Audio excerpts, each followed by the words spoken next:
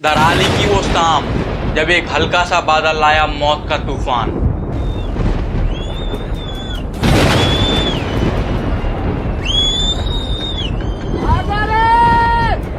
एक बूंद बनी शुरुआत और फिर कुछ ही मिनट में पहाड़ों का सुकून बन गया अफरा तफरी का मैदान।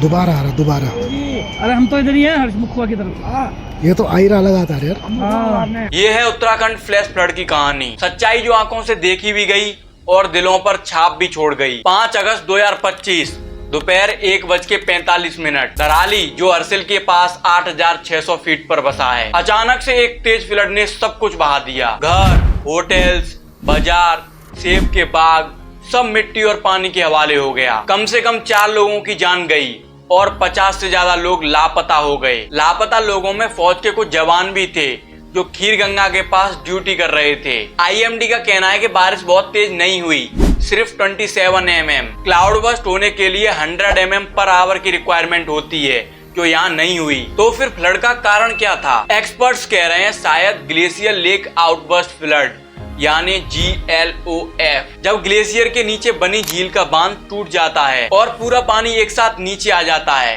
तब हम उसे बोलते हैं GLOF। हिमालयन टेरेन अपने आप में डेंजरस है। खड़े पहाड़, ढीली मिट्टी और लैंडस्लाइड्स का पानी नदी में मिलते ही बन जाता है flash flood. Dharali Bhagirathi eco sensitive zone में है, फिर भी होटल्स, सड़कें, पार्किंग स्पेसेस बिना किसी प्लानिंग के बने हुए हैं। जंगल काट दिए गए हैं, इस वजह से नेचुरल ड्रेनेज ब्लॉक हो गई है। सरकार के ऊपर टूरिज्म का प्रेशर तो बढ़ता है, जिस वजह से वो ये सारे काम कराते हैं, लेकिन सेफ्टी प्रिकॉशंस बिल्कुल जीरो।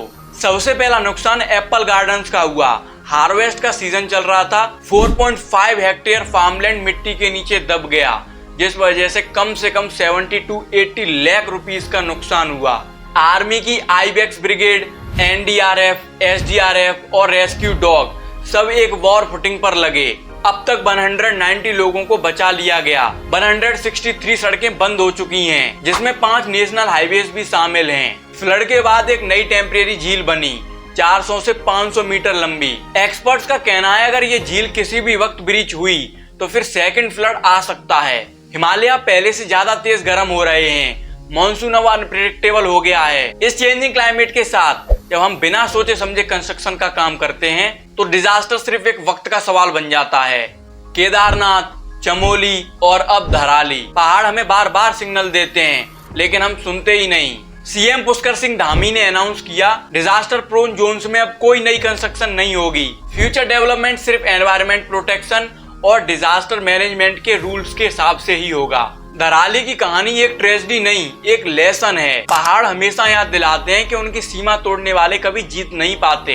अगर ये बात हम सीख लें तो अगला डिजास्टर रोका जा सकता है। अगर आपको ये वीडियो पसंद आया तो वीडियो को लाइक कर लो, चैनल को सब्सक्राइब कर लो और मेरे को कमेंट बॉक्स में जरूर बताना कि आपको अगला वीडियो किस टॉपिक पर चाहिए। तब तक के लिए स्टे सेफ, स्टे हेल्दी।